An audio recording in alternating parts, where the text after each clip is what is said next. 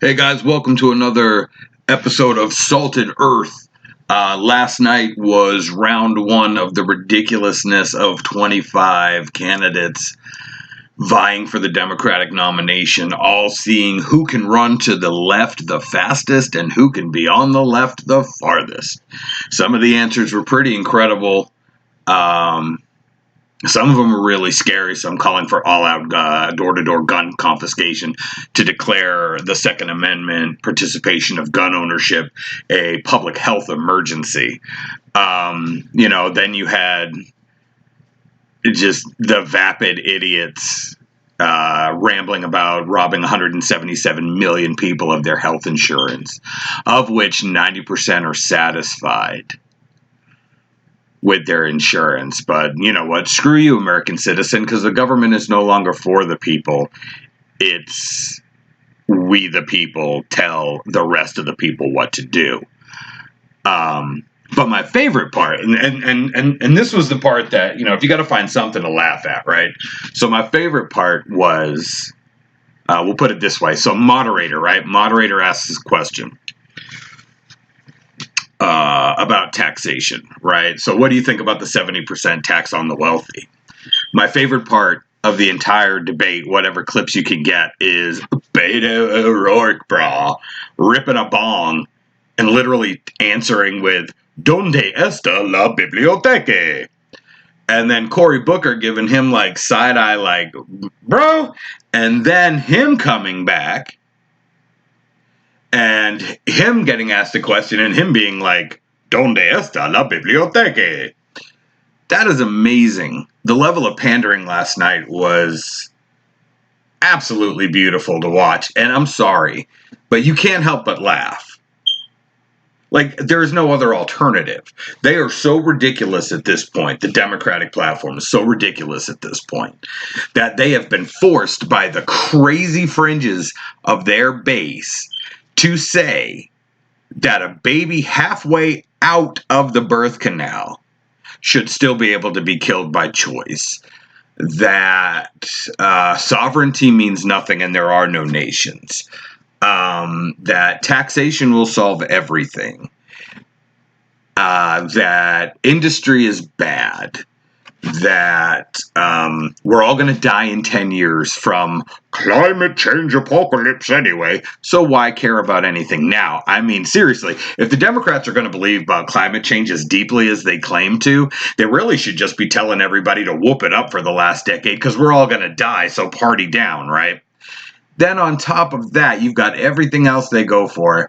And now they're trying to see who can be the biggest lefty to try to pander for the smallest minority of their voting bloc, who's not going to show up anyway, because ripping a bong hit and watching Toonami on Cartoon Network is really demotivating to getting to a poll to vote.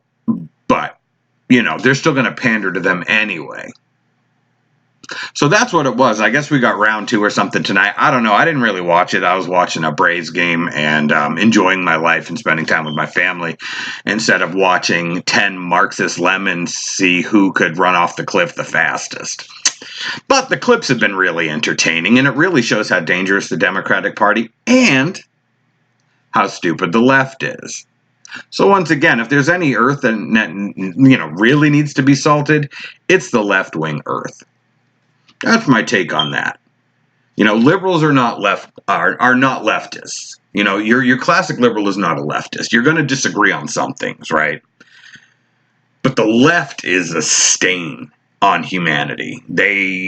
Anything they ever touch, just gets ruined, or, the quality of human life is just reduced down to zero.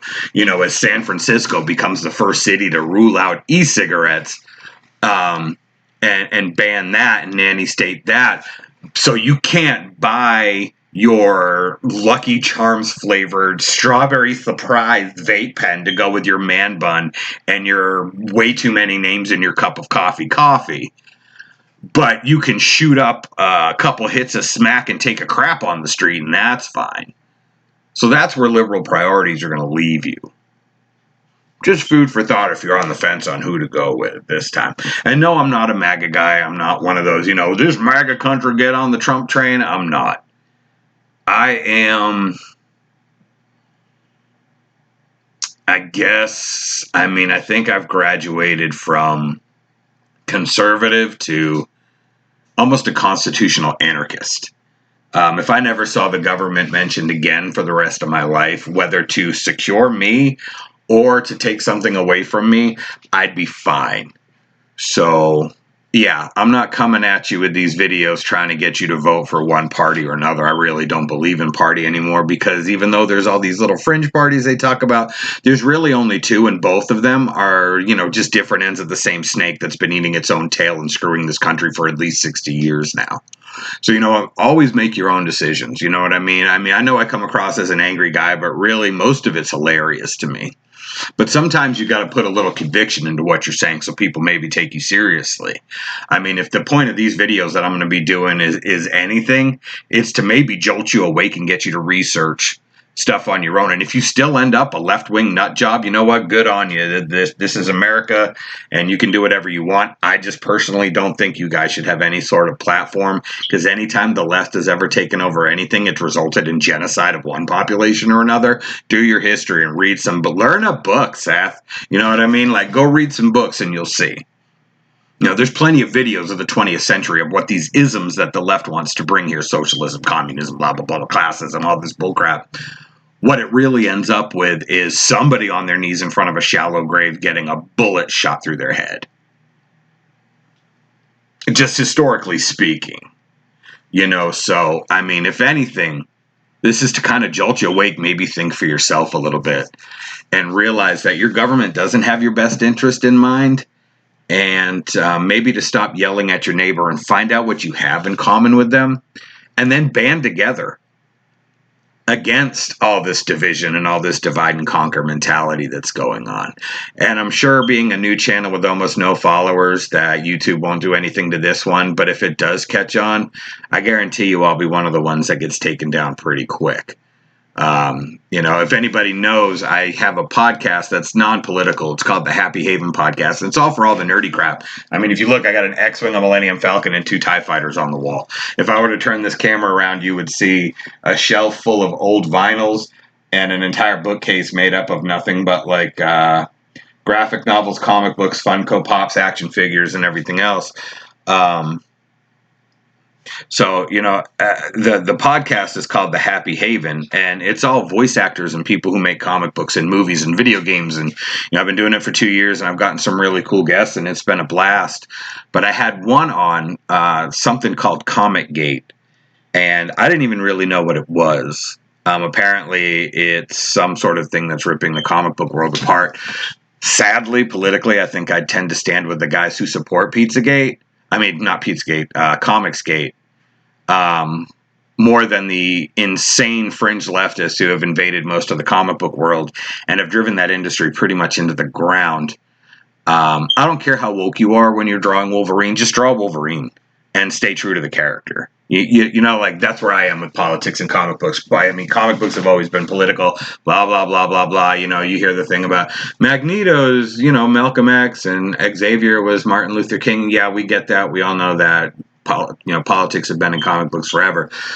But they still held to what was actually good and evil, and it still ended up with a good guy beating a bad guy at the end of the storyline. Now it's all gray, and it's more about who has the most woke character arc more than an actual story, and it is killing the comic book industry.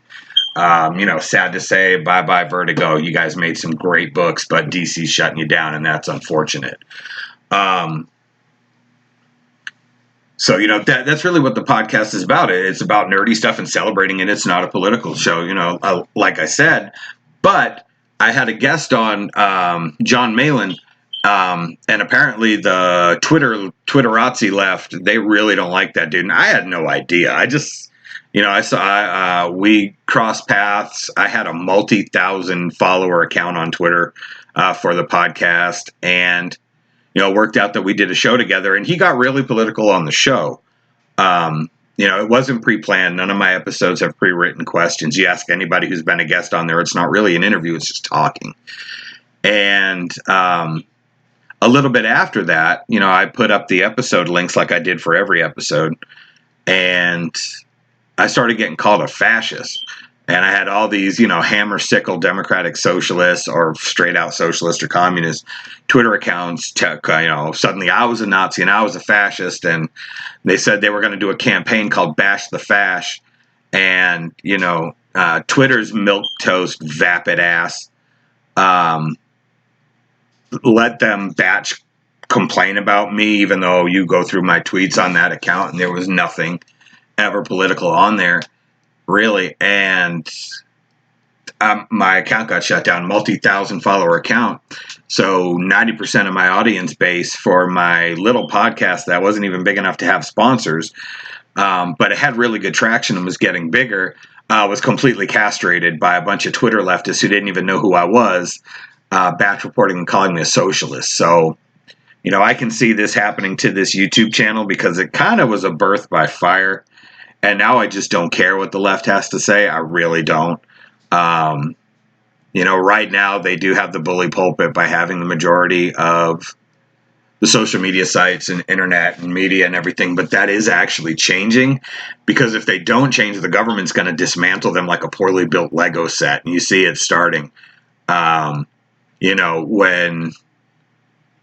When Mr. Crenshaw, I call him Big Boss because he looks like Big Boss from Metal Gear, but when Mr. Crenshaw out of Texas is eviscerating you on an actual congressional panel, followed by Ted Cruz, the clock's ticking on you.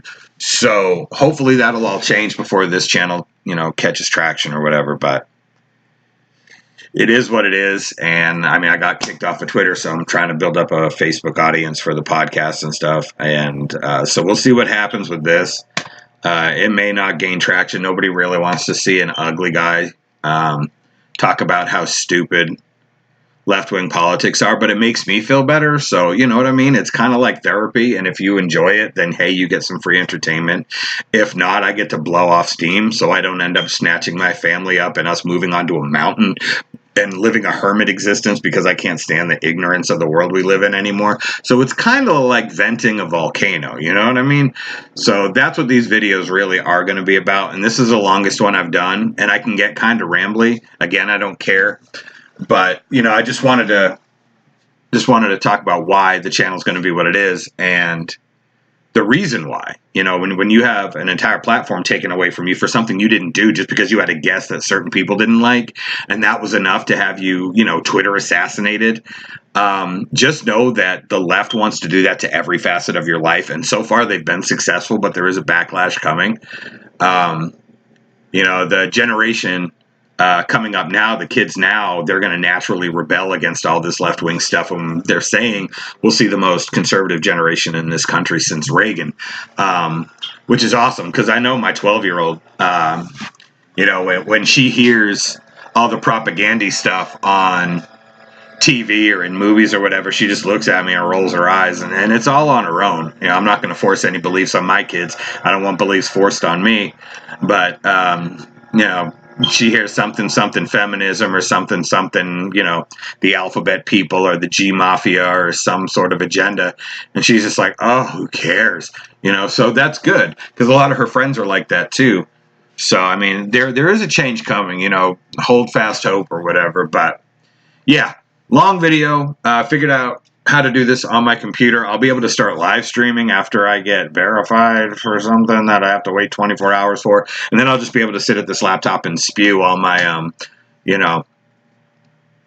opinions and stuff out at you. So this is probably going to be the last pre-recorded one. After that, we'll see. Maybe I'll write something for myself so I can stay on point, unlike this video.